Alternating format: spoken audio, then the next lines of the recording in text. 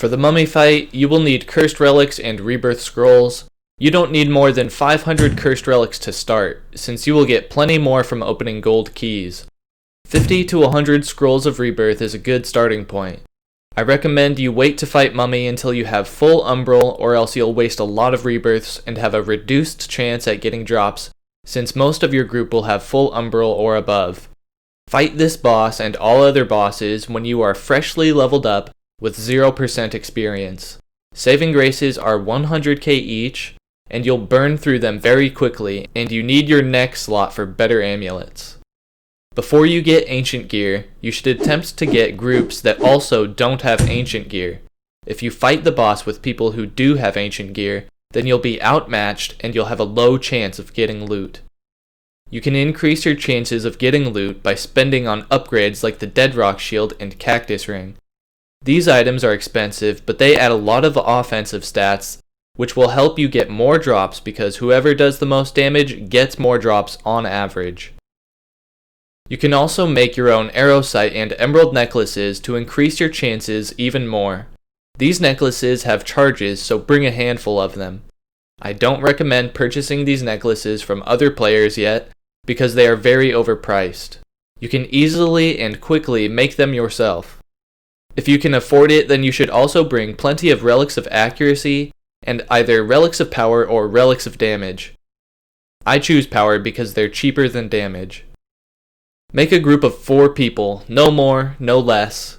There will be 4 totems that spawn at the beginning of the fight that will heal the mummy. Before you use an Ankh to summon the mummy, position your party on the totems, 1 person on each totem. Whoever uses their Ankh gets mummy privilege, meaning they get to aggro mummy first and take the mummy to their totem. This way they will get a little bit of extra damage on the boss at the beginning of the fight. When you take the mummy to your totem, stay on the inner side of the totem. If you move too far away from the middle of the room, then the mummy will lose aggro and go to someone else. If this happens, just stay on your totem and accept the fact that you lost aggro. Don't chase the mummy. If one of your party members is taking their totem down slower, help them out after you've finished your own. Once all totems are down, stack up as close as you possibly can on either the left or the right side of the mummy.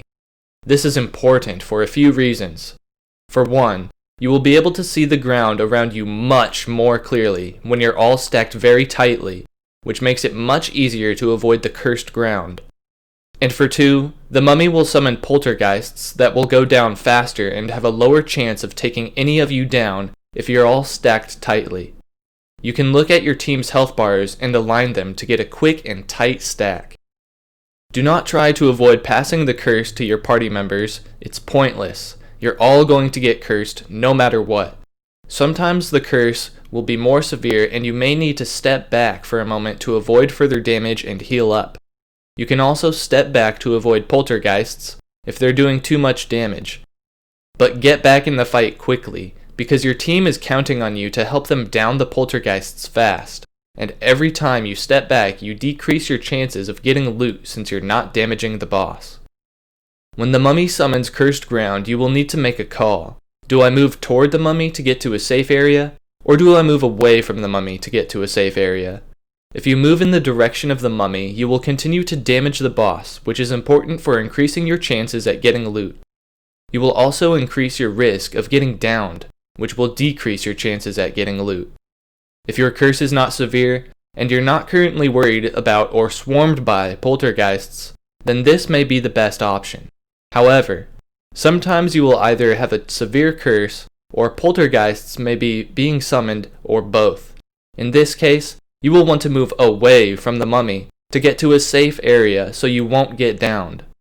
Oftentimes, your group will momentarily unstack to avoid the cursed ground, and if poltergeists are on the field, and you move in the direction of the mummy in this scenario, then you can easily get downed.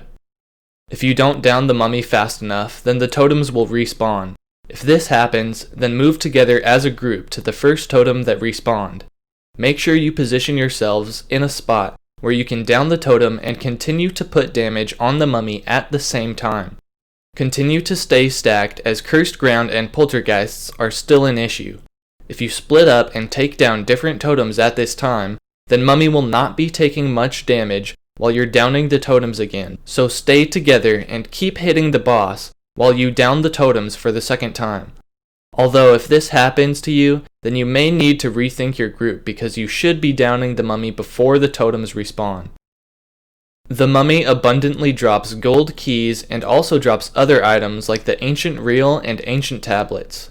You can take your gold keys to the chest room at the beginning of the tomb and gamble for a chance at getting mummy bandages and mummy souls. However, since I've opened nearly 200 gold keys, I can safely say that the best option is to sell your gold keys to other players, at least for now, while the gold key prices are 5 to 6 million. If that price goes down to 3 to 4 million, then at that point, it may be more worthwhile to open your own keys.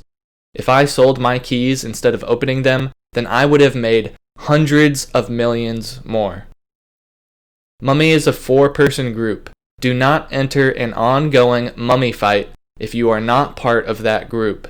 Make your own group and find a world with an open boss room. You will never not be able to find an open boss room. People take the time and make the effort to put together 4-person groups, and they do not want you to run in and start pushing the mummy all over the room and stealing their drops. You can join a clan, which you can find in the guild recruitment channel of the official Curse of Aros Discord. There is also a Looking for Group Discord. I'll put links to both of these in the description down below.